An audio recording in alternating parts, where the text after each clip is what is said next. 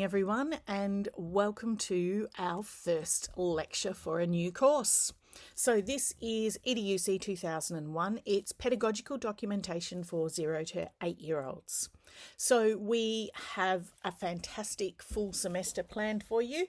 Most of you have just come back from your 10-week prac, so we'll have lots of discussions about how you saw your teachers document learning and try and blend the realities of what you saw on prac with the technicalities of how we need to do things and how we need to show that documentation.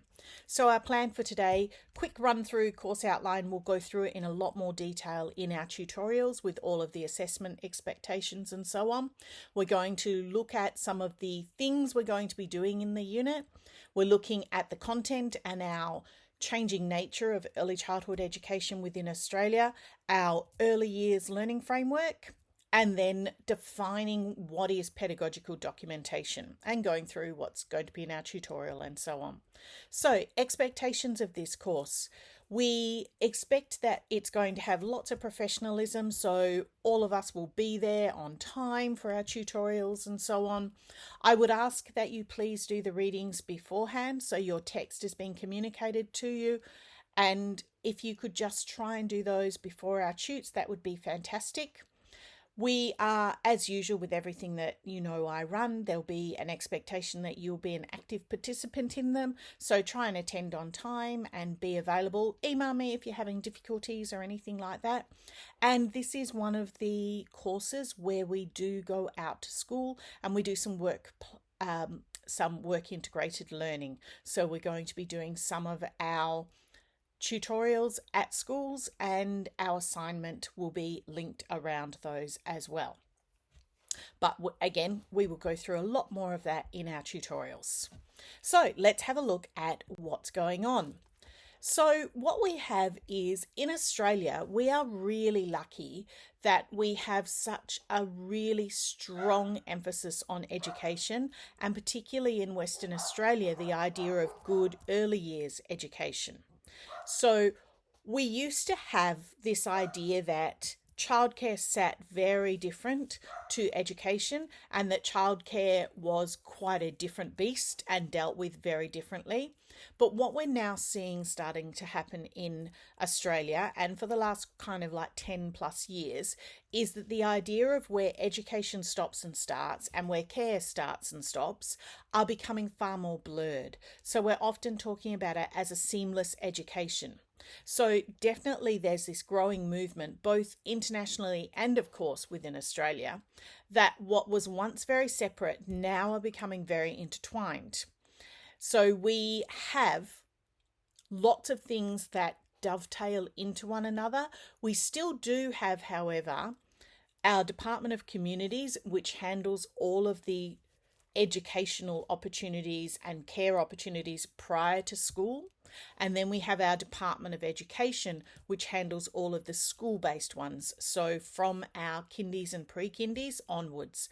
But you can see that we've got that 3 to 5-year-old crossover time where children could be in under the Department of Communities because they are in care, or they could be in under the Department of Education because they're on a school.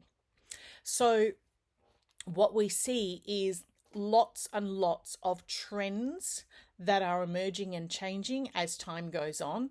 So lots of things that you would have been able to do in school and you would have been part of, they're no longer things that happen, or they might have just been starting when you're in school, and now we see them a lot more in our schools.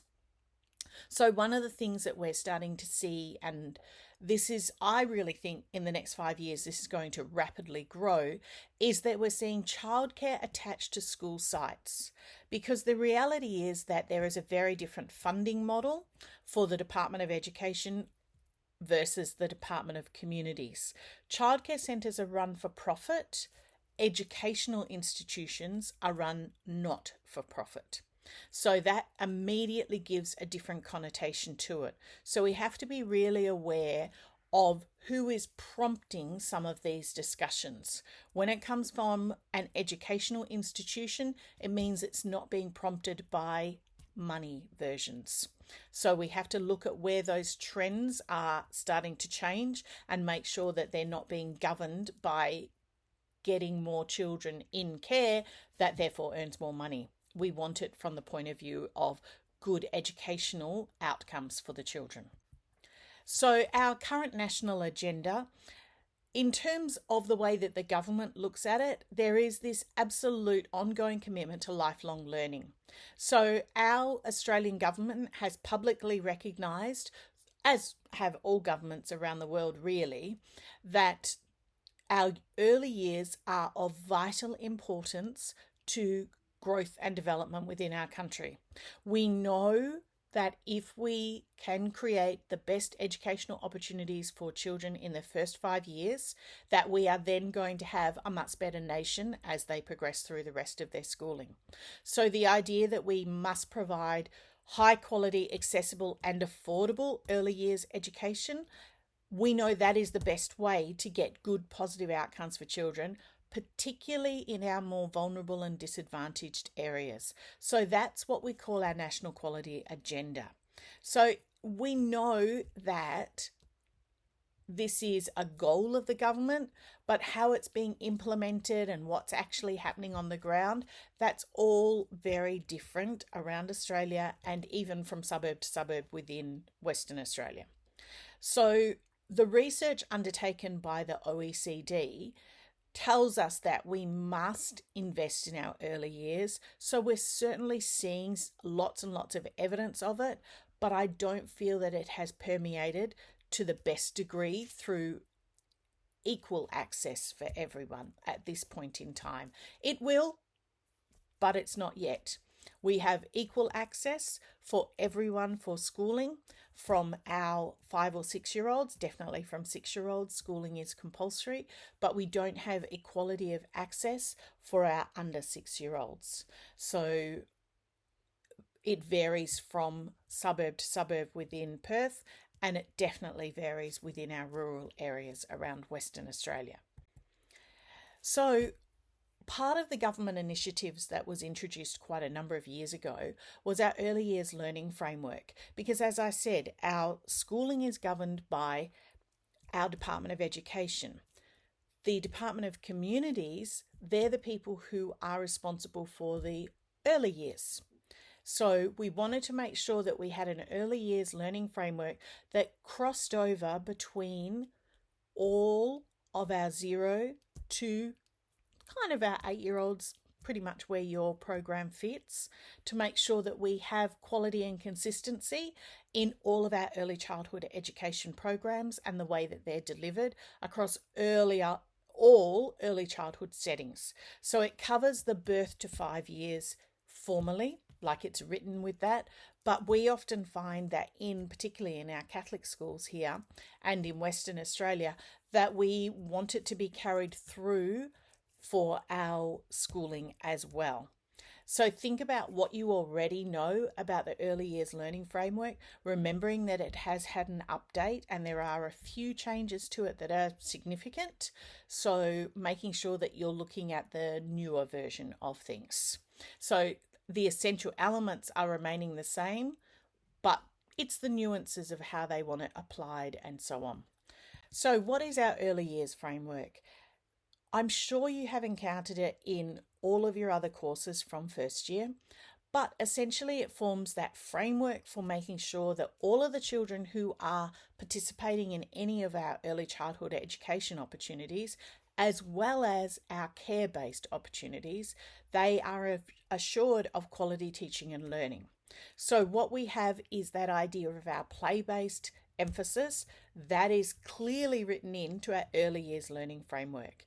We're recognizing that the importance of communication and language and making sure that all of our early literacy and numeracy is explicit within our early years learning framework. We're not leaving it up to chance. And then we're also making sure that we include our social and emotional development as well. So when we think about our early years learning framework, we have our 3 core areas, our being, belonging and becoming. So they are our intersecting areas. And then when we look at it, we have our structure where those three intersecting areas sit around the outside. And then we've got our three main areas that are generated from the children's learning. So we have our children's learning sitting at the centre, our learning outcomes. So we've got our 5 key learning outcomes, we have our 5 key principles, and then we have our 8 practices that we are making sure that we are building in to all of the elements that we participate in. So when we think about what are our core principles, so we make sure that we have created secure, respectful, and reciprocal relationships, not one-way relationships. Oftentimes we see the adult holds the power, whereas what we want to see is that idea of reciprocal relationships. We want to build partnerships between our families, our communities, and our centres and our schools. We want to make sure that we just have this expectation that everyone will be able to achieve and that we provide the right resources to make sure there is equity for everyone to be able to do what they need. We're respecting the diversity, and that doesn't mean tokenistic respect. It means that we are authentically respecting and catering for everything that is going on in our world around us and all the children that we are encountering. We're making sure that we have this idea of ongoing learning and reflective practice that is built into our centres and into our schools. In terms of our practice, what do we know? It says that we must have holistic approaches. We're not just approaching it through a cognitive point of view. We're looking at the whole child and how we develop them. We're being responsive to the children who are in our care. We're not trying to do it because that's what's on the curriculum or anything like that. We're working from the point of need of the children. We're making sure where possible that we are learning through play combined with intentional teaching, that we're not just playing and we're not just doing teaching. We have to combine each of that third and fourth element where we're making sure we are doing learning through play combined with intentional teaching, not explicit teaching, but intentional teaching, picking up the core elements and building on them. We're making sure that we are creating good learning environments that allow us to have that play as well as intentional teaching. So our learning environments that are safe, learning environments that are challenging, learning environments that take into account all of the needs of the different children. We're making sure we build in our cultural competence. So that means that our First Nations children are catered for, but more importantly, not just if they are First Nations, but that every child who we are working with develops a positive outlook about First Nations and every other culture they may encounter. So making sure that cultural competence is built into everything that we do. Creating our continuity of our learning and transitions. So making sure that we are really thinking carefully about how and why we create our learning activities and how we transition within each day, within inside to outside, how we transition from home to school and so on. So making sure that we're having a beautiful continuity of all of that. And then at the core of it all is we have assessment for learning. So we're making sure that we are looking at what the children are currently able to do and how we can best cater for them to develop what they're already doing and make it even better. So we have that at the centre of lots of things that we're doing. And when we look at what this course does, this course is about how we use assessment for learning in the most effective way possible so that we can create a good continuity of learning. We're building it through play. We're creating those opportunities for intentional teaching, as well as how we build good learning environments. So this course is focused on a number of those core practices. So what we want to do is create a good conversation with all educators around what are our learning outcomes. So if we look at this idea that children's learning is ongoing and that every child will progress, they will, towards outcomes, but they will do it in different and equally meaningful ways. So we don't want to create this linear pathway for children where everyone needs to do the same thing in the same way. We want to have development happening, but to be allowed every child to develop in their own way at their own speed. So not saying, oh my goodness, it's July and they haven't achieved this.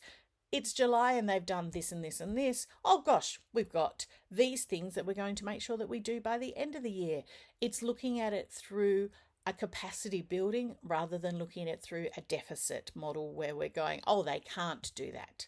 We're looking at it through the positive of these are all the really great things they can do. What else do we want them to be able to do? And understanding this idea that learning is not always going to be exactly predictable and linear. So we plan with every child and with our outcomes. The two need to go together. Where do we want and hope that every child will be at the end of the year? And how are we going to get them there? And what are our processes to make sure every child has success on their own journey? So if we look at our core learning outcomes within our EYLF, it is that children have a strong sense of identity, and that is so important for them to develop because we know that it really starts to pin all the other ideas of their self together. We want them to be connected with and contribute to their world. We want them to understand their impact as humans on the natural world, for example. We want them to have that really good sense of well-being and know that they are supported and taken care of and that they're feeling positive about themselves. We want them to be confident and involved. So we want them to be part of the world around them and to be confident to be able to participate in all the learning activities. We want them to be really good communicators because we know that that will help them in every aspect of their life. So how do we fit this all together? So when we think about it, our pedagogical documentation takes into account these two key things. So pedagogy, it's really defined as this study of teaching. So what is done to enable that teaching to occur? So pedagogical documentation is about the study of the educator's teaching practices. So documentation in this sense is embedded in the learning processes of the educators and the children. So it's not just how we document the learning, but it becomes part of the learning. So pedagogical documentation involves the process of learning through that idea of thoughtful reflection and analysis. So we're wanting to engage the educators, we want them to study their own pedagogy, and we want them to provide an opportunity to reflect on that idea of learning. So we really want them to research their practices to inform their evolving pedagogy. So we don't just want it to be, how did they record their learning?